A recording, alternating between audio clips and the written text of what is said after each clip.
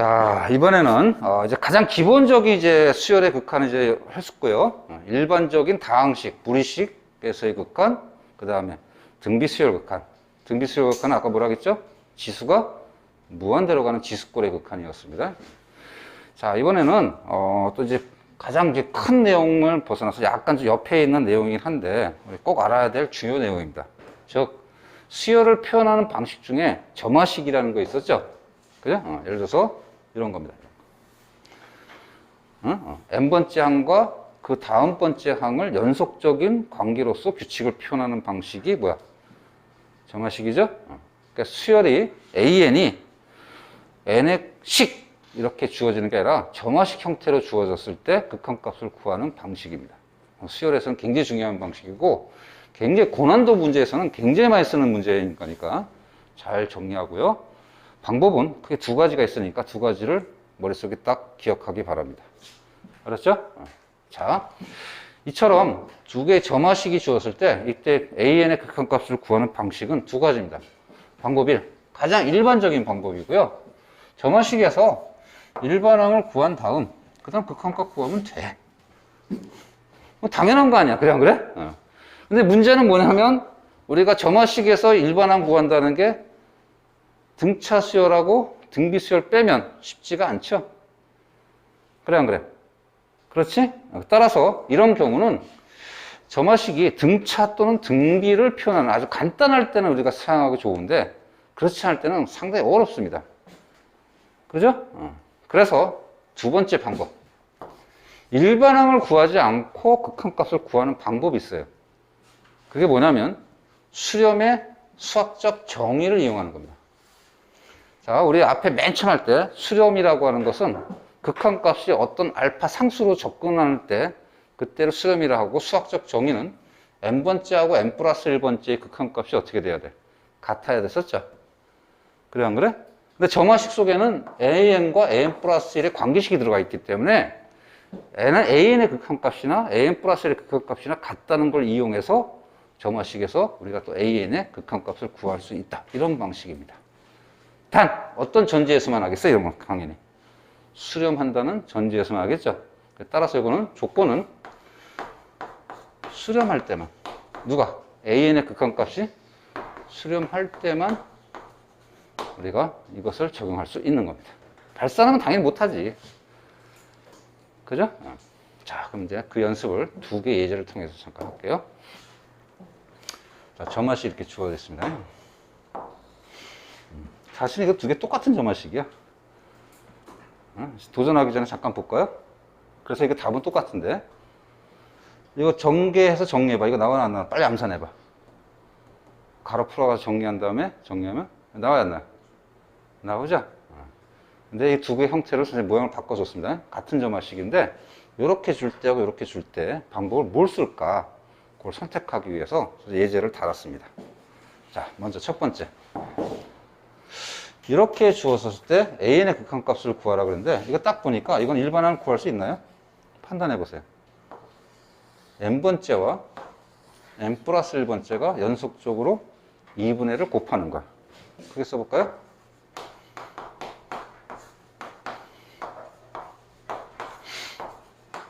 이런 점화식이야. 무슨 수열이야? 등비죠. 연속적으로 2분의 1을 곱하는 등비 수열이야. 그죠?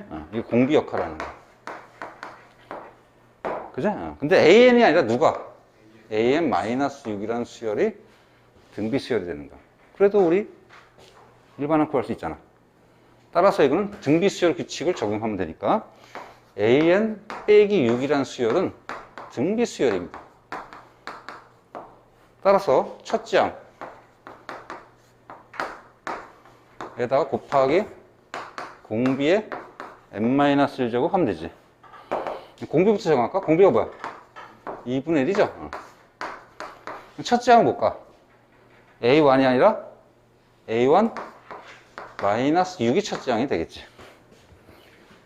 그렇죠? 그러면 이거는 이제 일반항을 구해서 극한값을 구하는 방식, 즉 방법 2를 사용할 수 있는 그런 꼴입니다.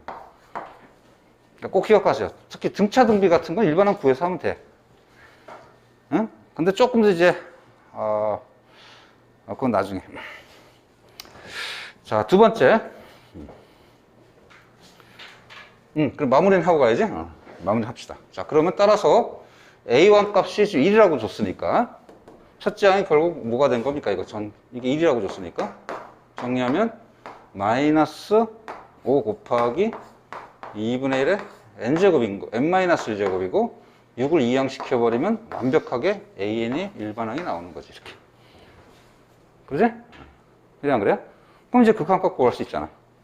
자, 이제 리미트 취하면 되는 거야. 여기서 전체에다가 리미트 취하면 되는 거야. 그랬더니 무슨 수열이에요? 그러니까 얘는 상수고 얘는 지수가 무한대로 가는 등비수열 극한이잖아. 미세 범위로 2분의 1인 거니까 얘 뭘로 수렴하는 거야? 전체가 0으로 수렴하죠? 그럼 따라서 0 플러스 6 이렇게 답은 6으로 수렴한다는 걸 알 수 있다고. 어렵진 않죠? 일반항을 구하면 돼. 일반항을 구하는 타이밍은 수열, 수안에서 배웠던 수안의 실력이 기본으로 베이스가 깔려 있어야 돼. 혹시 까먹었으면 자꾸 이럴 때 자꾸 보면서 필요한 거 찾아서 자꾸 공부하세요. 사람이다 보면 까먹을 수는 있는 거야. 방치하면 안 되는 거야. 알겠죠? 자, 두 번째입니다. 자, 아까 같은 점화식이라는데 이렇게 같은 점화식이라는 걸 만약에 몰랐다고 가정하면 이걸 딱 보고 이게 이런 등비수열이라는 걸 눈치챌 수 있겠어요? 못 채겠죠? 참고로 교과과정이 개편돼서 예전에는 이것의 일반항을 이렇게 모양을 바꿔서 구하는 걸 공부했습니다. 필수적으로. 근데 요즘 교과과정의 목적이 계산력보다는 이해력에 굉장히 방점을 받고 있기 때문에 이거 다 삭제시켜버렸어요. 그렇게 계산하는 방법들은. 따라서 여기서 일반항은 이런 점화식은 일반항을 구하지 마세요. 응? 일반항을 못 구하는 거야. 왜?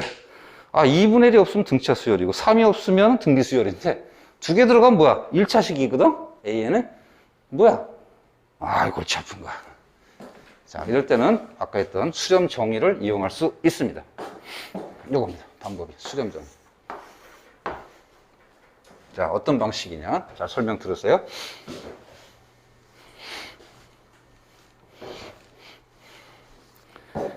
자, 지금 규칙은 an 플러스 1 이퀄 2분의 1 an 플러스 3이야. 그때 an이 무한대로 갈 때 극한값을 구할 건데 일단 얘는 수렴해요. 왜 수렴해? 그건 이제 나열해 봐야 돼, 사실은. 나열하면 숫자가 점점 작아지는 걸 알 수 있거든. 근데 시험장에서 그렇게까지 할 수 있는 여유는 없고 약간 이럴 때 요 값을 정확히 딱 파악하고 들어가야 돼.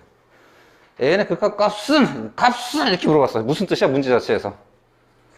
수렴한다고 이미 힌트 준 거고, 그리고 수학 선생님들이 이럴 때는 정확하게 줍니다. 수렴하는 AN 이렇게 줍니다. 문제에서. 너무 걱정하지 마세요. 알겠죠? 오케이? 그러면 이때 어떤 뜻이냐? 얘가 무한대로 가나 이 전체가 무한대로 가나 같은 거잖아. 그지? 양변이 똑같다면은 이제 항번호가 계속 증가하면서 이게 1항이면 2항, 2항이면 3항, 100항이면 101항 이렇게 되는 거니까 무한대로 갈 때 이게 전부 다 n이 무한대로 보내버리는데, 즉 리미트 n이 무한대로 갈 때 an 플러스 1의 극한값은 리미트 n이 무한대로 갈 때 2분의 1 an 플러스 3의 극한값하고 같은 건데, 아까 얘가 수렴한다고 그랬으니까 리미트 성질을 써서 다 따로따로 다 처리해도 상관없죠? 그래 안 그래? 그래서 리미트 성질 썼더니 2분 앞으로 빠져나오고 그 다음에 이것도 3을 밖으로 뺄 수 있으니까 이렇게 남는 거.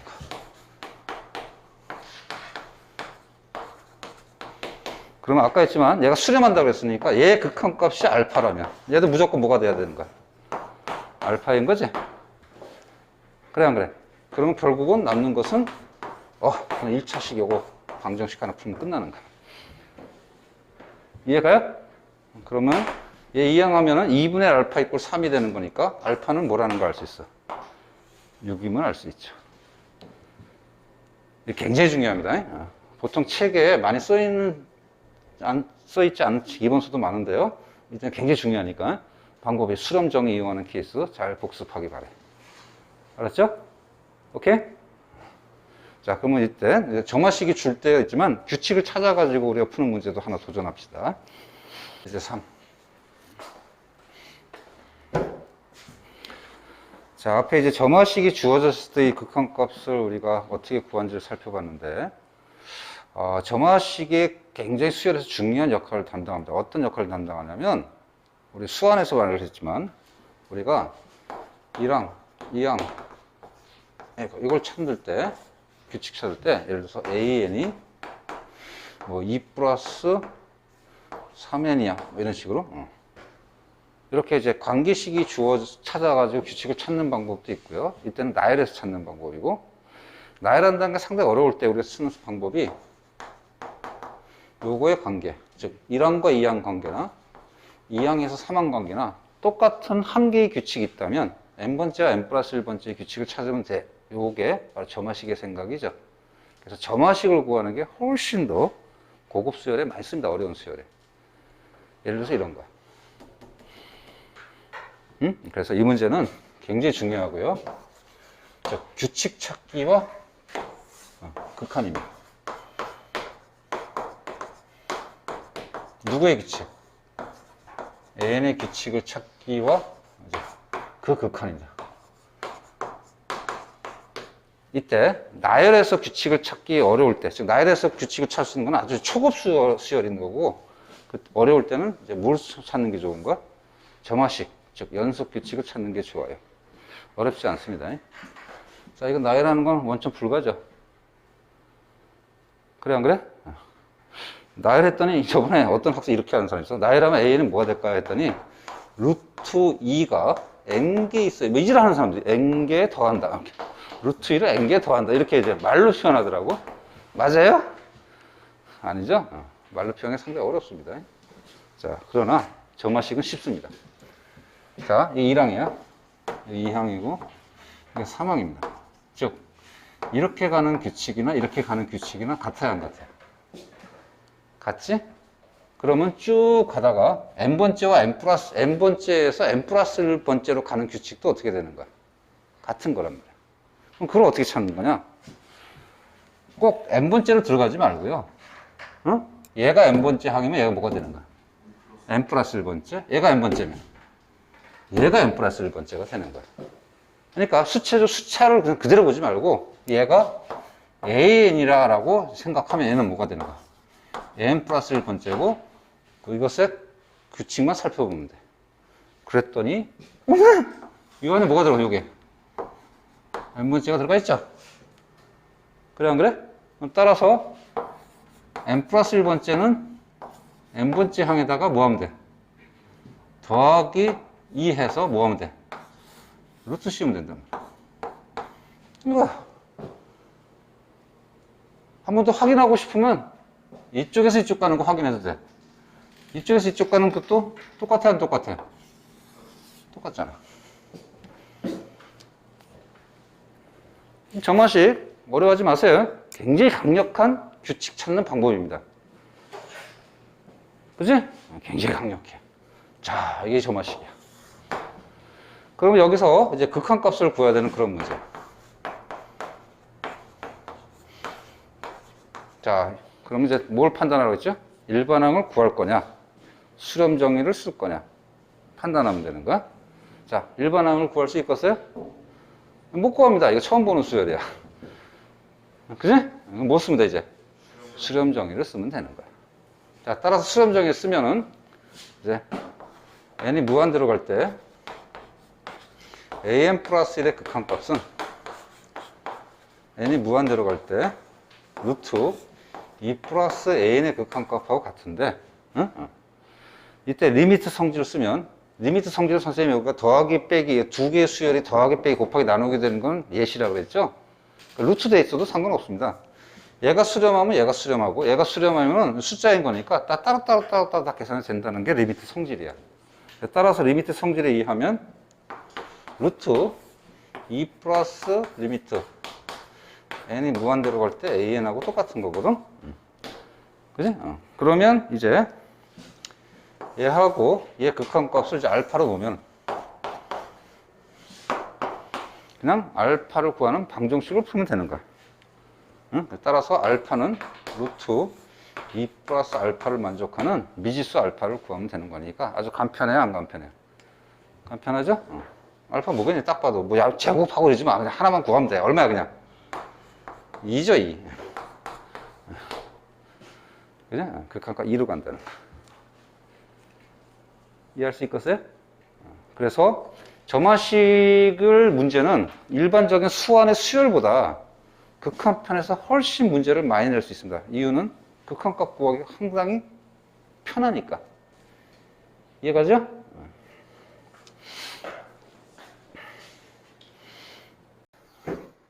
자, 이제 수열 극한 내용에 막바지로 이제 가도록 합시다. 우리가 주요 부분 다 배웠고요. 이제 마지막에 이제 해야 되는 주요 내용은 이제 부등식에서의 그 극한값을 구하는 부등식과 극한 내용입니다. 내용은 함수 극한에서 우리가 많이 배웠어요. 자, 이 부등식에서의 극한값 구하는 요령을 일명 샌드위치 법칙이라고 해서 많이 배웠었습니다. 기억이 많이 날 것 같은데. 자, 이런 내용이었지. 자, 여기 이제 함수가 아니라 수열이니까 세 개의 수열이 있어요, 이렇게. 세 개의 수열인데, 부등식이 주어져 있고요.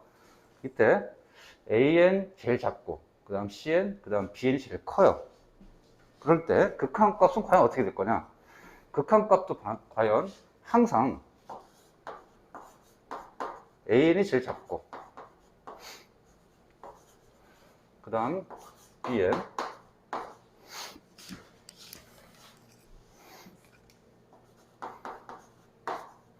그 다음에 CN. CN이 가운데네.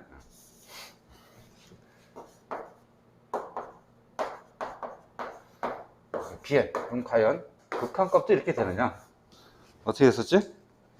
꼭 이렇게 된다는 보장이 없고 어떤 특징이 있었죠? Everybody? 같은 경우도 있었죠, 같은 경우. 그렇지? 함수 극한에서 했었는데 혹시 그래도 난 잘 못 믿겠어. 뭐 이런 사람은 선생님한테 이제 얘기해 줘야 돼. 오케이? 예를 들어서 뭐 다시 한번 그 선생님이 약간 우리 직관적으로 설명하면은 그래서 그 선생님 손바닥과 칠판 사이 거리, 이제 함수 극한의 의미로 잠깐 설명할게요. 선생님 손바닥과 칠판 사이 거리가 가장 빠른 게 있고 늦게 있는데 어떤 극한값을 보내면서 잠깐 생각하겠습니다. 선생님 손바닥과 칠판 사이 거리가 첫 번째 AN 느리게가 슉 이렇게 접근해. 그 다음 BN 조금 CN 조금 더 빨리 접근해. 그 다음 BN 가장 빨리 접근해. 슉 이렇게. 근데 시간이 이제 무한대로 가면 어떻게 할까? 다 극한값이다. 뭘로 접근하죠? 전부 다 0으로 접근하지? 그래 안 그래? 그래서 극한값은 같을 수 있다. 이런 얘기입니다. 그렇죠? 자, 또 한번 또 그냥 수식적으로 야기를 잠깐 들어버리면 이런 거지. 자, AN이 가장 작아. N 플러스 10분의 1이야. AN이야. 그 다음 CN이 조금 더 커. N 플러스 5분의 1이야. 여기 좀 더 크죠? 그 다음 BN은 좀 더 커. N분의 1이야. 이렇게 돼 있죠? 그렇지? 근데 극한값을 구하면 어떻게 될까? N이 무한대로 가면? 얘 뭘로 쓰려면? 0으로 쓰려면 하죠? 얘도 뭘로 쓰려면? 얘도 뭘로 쓰려면? 그럼 극한값은 어때요, 서로? 같죠? 그래서 일반항 자체는 분명히 계속 크기가 존재하더라도 극한값은 어떻게 될 수도 있다는 거, 같을 수도 있다는 거지. 그래서 여기서 등호가 되는 상황에 이제 주목해서 우리 극한값을 구하는 게 우리 샌드위치 법칙입니다. 오케이? 그래서 잠깐 이제 내용 요약하면 주목. 자, 이때 AN과 BN의 극한이 알파로 수렴한다면, n이 무한대로 갈 때 얘가 알파로 수렴하고 얘도 똑같은 값 알파로 수렴한다면 결국 어떤 상황을 생각할 수 있는가? 같은 경우를 생각할 수 있는 거지. 그렇지? 그럼 가운데 껴있는 CN의 극한값도 뭘로 수렴할 수밖에 없다는가? 알파로 수렴할 수밖에 없다는 거죠. 그지? 가운데 뭐가 있으니까? 낀 게 있으니까. 그래서 마치 연상이 샌드위치와 비슷하다. 응? 빵 사이에 여러 가지 야채와 고기를 막 쌓은 다음에 나중에 탁 눌러가지고 먹는 그 샌드위치에 비유해서 샌드위치 법칙이라고 별명이 붙어 있죠. 그지? 자, 그럼 이제 내용은 이런 건데, 이걸 언제 갖다 쓸 거냐, 그 얘기를 잠깐 하겠습니다. 이건 특히 이제 미적학에서 이 부등식과 극한을 이용하는 극한값 구하는 것을 상당히 많이 씁니다. 이 부등식과 극한은 언제 갖다 쓰냐, 목적. 이 가운데 끼어 있는 CN, 이 가운데 끼어 있는 CN의 극한값이 정상적 계산법에 의해서 극한값을 구하기 매우 난해한 수열일 때, 응? 즉 계산을 하기 힘들 정도로 난해한 수열, 또는 함수도 마찬가지예요. 난해한 극한값을 구할 때, 직접 구하기 어려울 때 이렇게 양쪽에 있는 AN과 BN의 극한값을 이용해서 간접적으로 구하는 게 이 부등식과 극한의 목적입니다. 오케이? 그래서 이 극한값 구하는 방법 중에서 가장 어떤가? 가장 최후에 쓸 수 있는 가장 고급 방법에 해당되는가? 직접 구하지 않고 어떻게 구한다고? 양쪽의 극한값을 간접적으로 구하는 거야. 단, 전제 조건은 양쪽에 있는 극한값이 어떻게 돼야 돼? 반드시 같아야 돼. 그래야 가운데 껴있는 난해한 극한값도 우리가 확실하게 결정할 수 있다는 얘기야.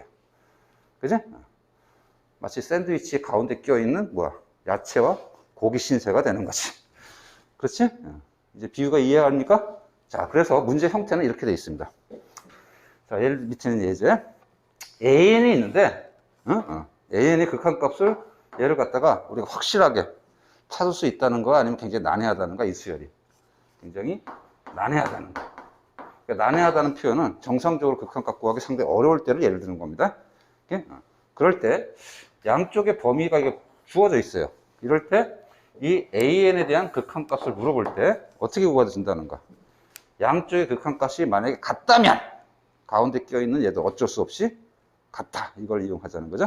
그럼 따라서 n이 무한대로 가면 얘는 뭘로 수렴하는 거야? 무한대분의 무한대고 1차로 나눠버리면 2분의 1로 수렴할 거고, 얘도 뭘로 수렴하겠어? 2분의 1로 수렴하겠지? 그러면 가운데 껴있는 AN도 뭘로 수렴할 수밖에 없다는 거야? 2분의 1로 수렴할 수밖에 없다는 겁니다. 배경 상황을 정확히 인식하고 뒤에 이제 여러 가지 함수 극한이라든가 이런 거 구할 때 우리가 최후의 방법으로 자꾸 즐겨 쓰는 방법입니다. 그러니까 우리가 수투나 이런 데서는 뭐 크게 난해한 극한이 별로 없었으니까 이 정도 문제를 풀지만, 실제 미적학에서는 난해한 함수가 되게 많이 나오니까 뒤에 여러 가지 함수의 극한 이런 거 할 때 막 쓸 거예요. 알았죠? 오케이? 자, 이제 앞에서 했던 예제 1번은 아주 간단한 예제이고, 보통 이제 수열에서 나타나는 독특한 문제에 집중합시다. 예를 들어서 이런 문제입니다. 자, 역시 부등식이 주어져 있어요. 가운데 AN이 뭔지 잘 몰라. 이유는 난해하다는 얘기야, 굉장히. 난해한 수열이야. 근데 이 AN의 극한값이 아니라 목적은 요 값하. 요것의 극한값을 요구하고 있습니다. AN 극한값을 구하는 건 관심이 없는 거야. 그죠? 요것의 극한값을 구해야 돼. 그랬더니 분자는 크게 난해하지 않은데 무가 난해해 보니까 분모가 상당히 난해하죠. AN도 아니고. 그죠? 1항부터 AN까지 합이야. 합이 들어왔어요. 수열에. 그럼 어떻게 할 거냐? 마찬가지입니다. 요 모양이 가운데 궁극적으로 이렇게 가운데로 끼게끔. 여기.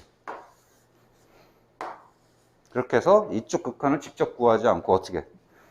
n을 무한대로 보냈을 때 양쪽의 극한값이 만약에 같다면, 다르면 안 돼. 그죠? 다르면 못 구해. 같다면 가운데 극한값을 무엇이라고 확정할 수 있는 거지. 이런 방식이에요. 그럼 따라서 이 가운데, 이 부등식의 이 모양이 아니라 이 모양을 변형시켜서 가운데 이 모양이 나오도록 변형만 하면 돼. 자, 그럼 이제 일단 한꺼번에 딱 만들기 어려우니까 순차적으로 갑시다. AN이 이렇게 돼 있다면은 1항도 어떻게 돼서? 1하고 2, 4일 거고, 2항도 2하고 3, 4일 거고, 이렇게 이제 진행된다는 얘기죠. 그래, 안 그래?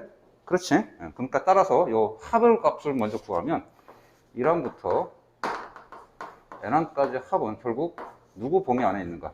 1 더하기 2 더하기 3 더하기 어디까지? n까지 합. 그죠? 그 사이, 그보단 클 거고, 이쪽은 2부터 들어가니까 2 더하기 3 더하기 어디까지? n 플러스 1까지 요 사이에 껴 들어갈 거야. 그지? 우리가 이제 구하는 건 항상 이제 뭐지만 안에 있는 난해한 수열이라 양쪽에 있는 간접적으로 구할 양쪽의 수열의 극한을 구할 거니까 계산은 이 양쪽 걸 잘 계산해야 돼. 그죠? 자, 그런 다음에 이제 이 모양을 만드는 게 이걸 어떻게 하나? 역수 취하면 되죠? 그래, 안 그래? 역수 취하면 돼. 자, 역수 취하고 n을 곱하면 돼. 자, 그럼 가운데다가 역수를 취합시다. 1항부터 n항까지 합의 역수를 취하면 구조가 바뀔 거야.